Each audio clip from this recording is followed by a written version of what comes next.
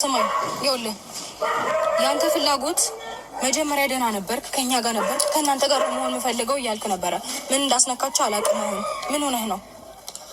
እየተዝናናን ነበር ሩታ እኮ ምንድን ነው የነካ? ጭንቀት ብቻ ነው እዚህ ሁላችሁም ጭንቀት ብቻ።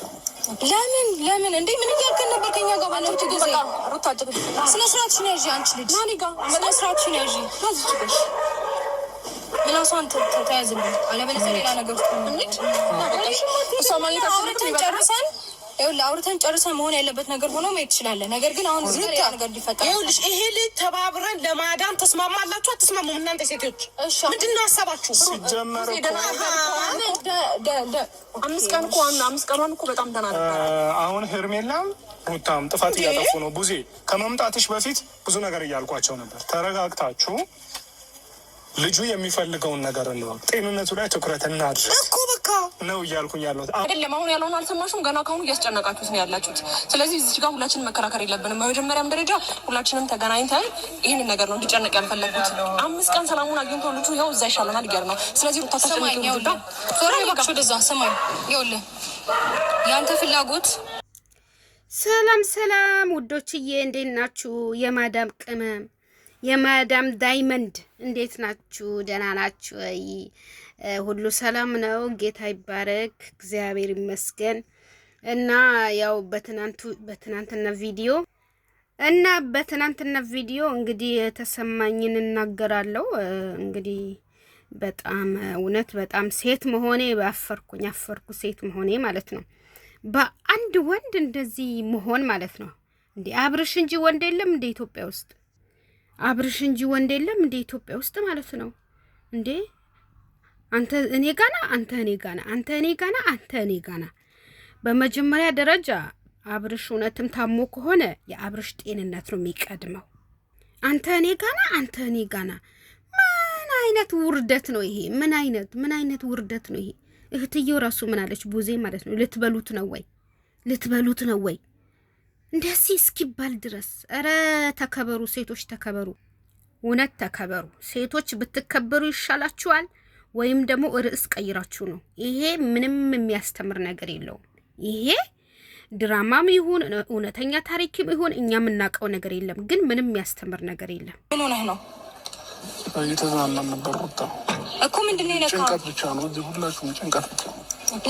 ለምን እንዴ ምን እያልከን ነበር? ከኛ ጋር ባለችው ጊዜ ሩታ ስነ ስርዓትሽን ያዢ። አንቺ ልጅ ማን ጋር ስነ ስርዓትሽን ያዢ። ታዝጭሽ ምላሷን ተያዝልኝ፣ አለበለዚያ ሌላ ነገር ውስጥ እንሂድ።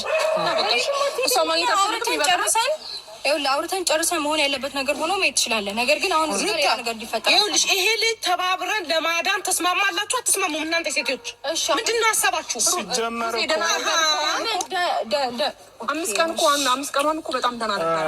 አሁን ሄርሜላም ሩታም ጥፋት እያጠፉ ነው። ቡዜ ከመምጣትሽ በፊት ብዙ ነገር እያልኳቸው ነበር። ተረጋግታችሁ ልጁ የሚፈልገውን ነገር እንወቅ፣ ጤንነቱ ላይ ትኩረት እናድርስ እኮ በቃ ነው እያልኩኝ ያለሁት። አሁንም ግን ሁለቱ ሩታ ምን ጋ ነው ሄርሜላ ምን ጋ ነው? ምንድነው ልጁን ወይ ሁለት ቦታ ገንጥሉትና ውሰዱት። በቃ አንዳንድ እጁን ውሰዱት። ውርደት ነው። ጤንነቱን የምታስቡ ከሆነ ለብቻችሁ። እኔ በጣም ነው የተሰማኝ በትናንትና ቪዲዮ። በጣም እንዴ ዴቭ ራሱ ምንድን ነው ያለው? በቃ ተከፋፈሉት ለሁለት፣ በቃ ተቆራርጣችሁ ተከፋፈሉት ነው ያለው ማለት ነው። ምንድነው በዚህ ልክ የምትረክሱት እናንተ ሴቶች? ምን አይነት በሚያስጠላ ሙድ ነው የመጡት? እናንተ አሁን የአብርሽ ቤተሰብ ማለት ነው ሩታን ጠላሁኝ ብላችሁ ነው አይደለ? ከአብርሽ ጋር እንዳትሆን እያደረጋችሁ ያለው ከሩታ ጋር።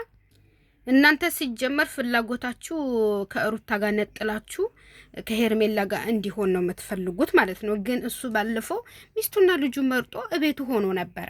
ለምን አትተውትም ነበር? አሁን ደግሞ በቃ እናት አባትህ ጋር ሂድ፣ በቃ ትዳርህን ትተህ ልጅህን ትተህ እናት አባትህ ጋር ሂድ እያላችሁት ነው። ምን አለ እንዲህ ከምትሉ በቃ ሄርሜላ ርቃ ከሩታዬና ከልጁ ጋር ተስማምቶ እንዲኖር ብታረጉ ምን አለበት? እንገናኛለን። ልጁን በቃ ተጨንቁት ነው አብርሽ ነው ተጨንቁት በቃ ለቀቂው ልጁ ና ወደ እኔ ና ወደ እኔ ልቀቃት። እንዴት እንደሚያረጉት እንዴት እንደሚያረጉት ተመልከቱ። ይሄ ውርደት ይሄ ውርደት ምንድነው? እስኪ እናንተ አውሩስኪ እንዴ ከውርደት ያውጣኝ እኮ ምንድነው የምትፈልጉት? እስኪ በግልጽ ንገሪና የምትፈልጉትን ነገር ንገሩኝ እኮ። ልጁ ደህና ይሁን ነው ወይ ፍላጎታችሁ? ያ ነው ወይ ሩታ ልጁ ደህና ይሁን ወይ የምትፈልጊ? ይሄንን ነው። ውርደት ነው ውርደት። ከውርደት ሰፈር ያውጣችሁ። ደህና እየሆነ ነበር እኮ አይዞህ። የማንም መጫወቻ ሆንካ አብርሽ፣ የማንም መጫወቻ ነው። እንግዲህ የአብርሽ መጨረሻ እንግዲህ መጨረሻው ፈጣሪ ያሳምርለት። እንግዲህ የማንም መጫወቻ ሆኖ ነው የቀረው። እንደዚህ በጭንቀት በቃ በጭንቀት የማንም መጫወቻ ሆኖ ቀረ። ያሳዝናል። ሁለት ወዶ አይሆንም፣ አንድ ወዶ መኖር። እሱ አሁን በአንድ በኩል ሄርሜላ ይላል፣ በአንድ በኩል ሩታ ይላል። በቃ መምረጥ አቃተው። ሁለት የወደደ ሰው መጨረሻው ይሄ ነው የሚሆነው። ወይ አብርሽ ሲያሳዝን። እንዴት ናንተ? ሁሉ ሰላም? እረፍት አሪፍ ነበር? የትኛው ነው ደስ ያለ? እየተዝናናን ነበር እኮ። መዝናናቱ አሪፍ ነው። ተመችቶሃል? ይኸውልህ እኛም እኮ ልንዝናና ወጥተን ነበር አይደል እንዴ? እንዳንዝናና እኮ የገደባችሁን እናንተ ናችሁ። መኪና መንገድ ዘግታችሁብን ስንት ነገር ያስጨነቃችሁን እኮ እናንተ ናችሁ እንጂ እኔ ልጁ እንዳይዝናና ያደረኩበት አንድ ምክንያት የለም። ገባ አይደል? የአብርሽ ጤና በጣም ያሳስባል። ሄርሜላ ወደ ራሷ ስትጎትተው ወደ ሄርሜላ ይለጠፋል። ሩታ ወደ ራሷ ስትጎትተው ወደ ሩታ ይለጠፋል። ምን አይነት ታሪክ ነው ይሄ? አሁን ምን አይነት ጉድ፣ ምን አይነት ታሪክ ነው? ያ አላህ! ኧረ ተው አትጫወቱብን።